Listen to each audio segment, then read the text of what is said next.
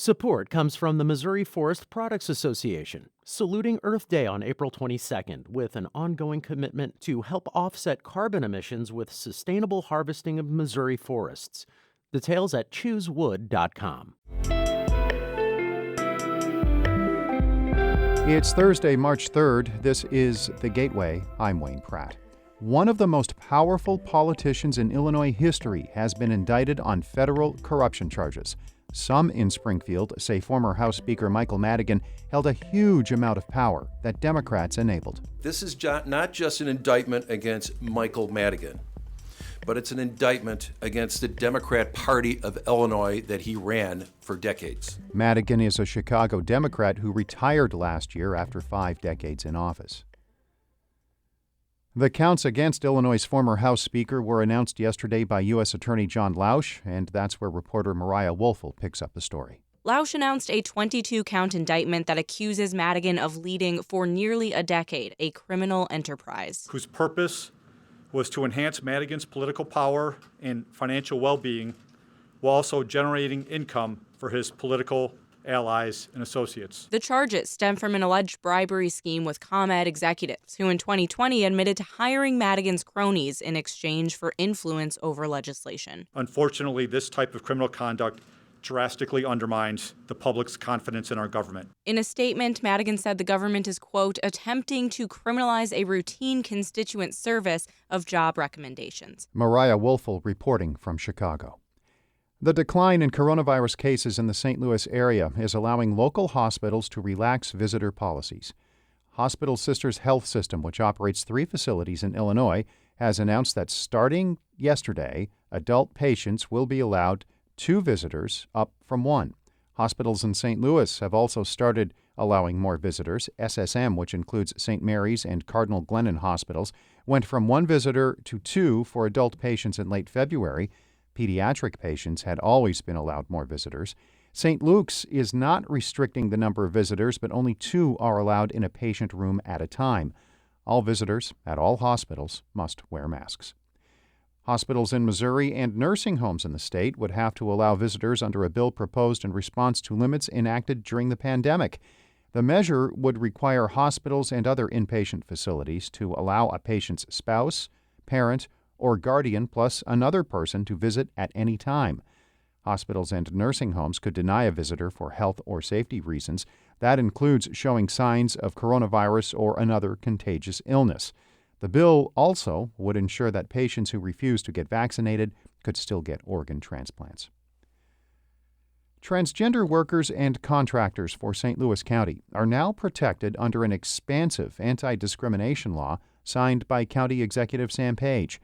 St. Louis Public Radio's Andrea Henderson reports. Gender expression is now a part of St. Louis County non-discrimination protections. Councilwoman Lisa Clancy worked on the measure for 18 months with 2 human rights advocacy groups, including Promo and the Human Rights Campaign. Shira Berkowitz is the Senior Director of Public Policy and Advocacy for Promo, a statewide gender equality group. They say the bill makes the county a more enjoyable place to raise children and to work. We are incredibly appreciative that the county is taking affirmative steps to make sure that transgender and gender-expansive kids know that this is a place where they can thrive and are supported and loved. Berkowitz says the measure is a start to making LGBTQ families feel included in the community. I'm Andrea Henderson, St. Louis Public Radio. U.S. Senator Tammy Duckworth says President Biden and Congress are united in supporting Ukraine as it fights back against Russia's invasion. The Illinois Democrat says she wants the Defense Department to speed up the sale of military tanks to Poland, which would help Ukraine prevent a takeover of its capital, Kyiv. Duckworth says she is not sure Russia was prepared for the resistance it's now facing. They may end up occupying Kyiv, but I don't know that they'll be able to maintain that occupation. And if they put in a puppet regime, I don't know that puppet regime will be accepted by the Ukrainian people. I think it'll be overthrown. Duckworth says the U.S. must be prepared for Russia to cut off energy exports. She says President Biden's plan to release oil from its strategic reserves should help tamp down gas prices.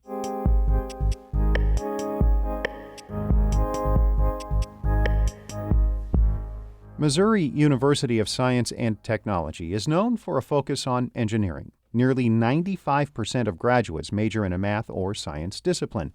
But a new initiative is underway to try and make creativity as much of the culture on campus as numbers. St. Louis Public Radio's Jonathan Ahl reports on the first project in that effort, which is part catwalk and part garbage dump. The backstage vibe minutes before a fashion show is chaotic. Last-second alterations, securing models into their outfits, and unexpected repairs to make the look runway ready, it's all normal. But that's about all that's typical at this show at Missouri S&T. So we could do this right here at the armpit. Senior Alex Gabera is putting the finishing touches on an outfit, a blazer, shell, and skirt worthy of a job interview. But she says it's all made out of garbage. The whole shirt is made from name tags from this past career fair like 2 weeks ago. So a lot of the outfit is just made of career fair trash. This is the Trashin' Show. Teams of Missouri S&T students are using garbage and recycled materials to make an outfit. The concept isn't new, but it is unusual to have such a competition at a school that doesn't have a major or even classes in fashion design. Samantha Buchanan is one of Gubera's teammates and a senior chemistry major. She says trying to make clothes out of trash is challenging, but fun, and it teaches a good lesson. I would say maybe like you have to use what you're given because you're not always given what you all need. Yeah, that's true. You're not always given 100% of the pieces, so figure it out from there. Right. Bringing together people from different majors and having them take on a difficult task that requires a lot of creativity is the point of the Trashin' Show. It was brought to S&T by Karen Head, the school's first Arts and Innovation Director. Her charge is to combine the work of artists, scientists, and technologists at S&T to solve complex problems. You simply can't have innovation if you don't have creativity.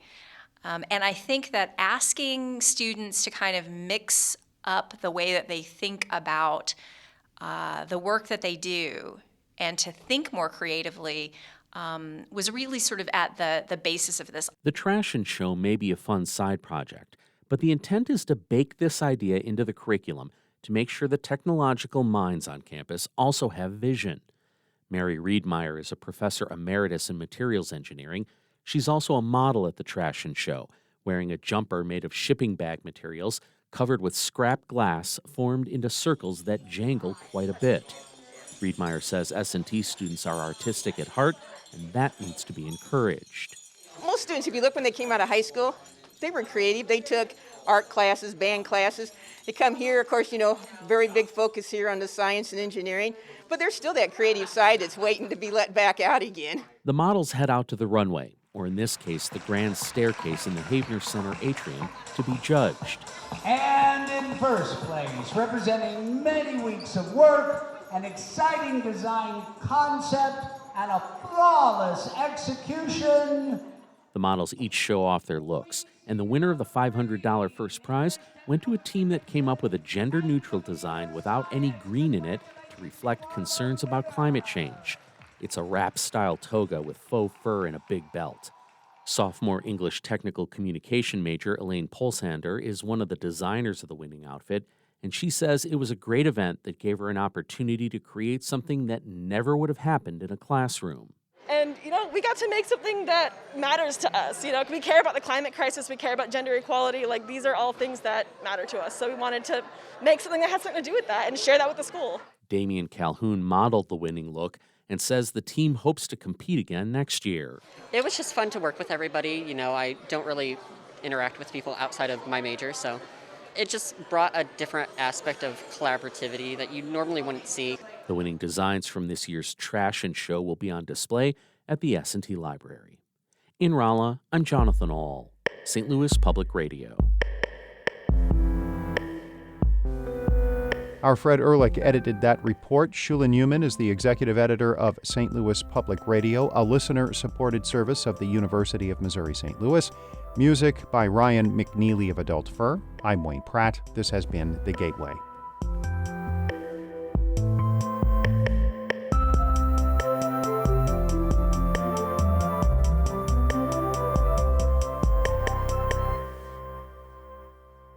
Support comes from the Missouri Forest Products Association, saluting Earth Day on April 22nd with an ongoing commitment to help offset carbon emissions with sustainable harvesting of Missouri forests. Details at choosewood.com.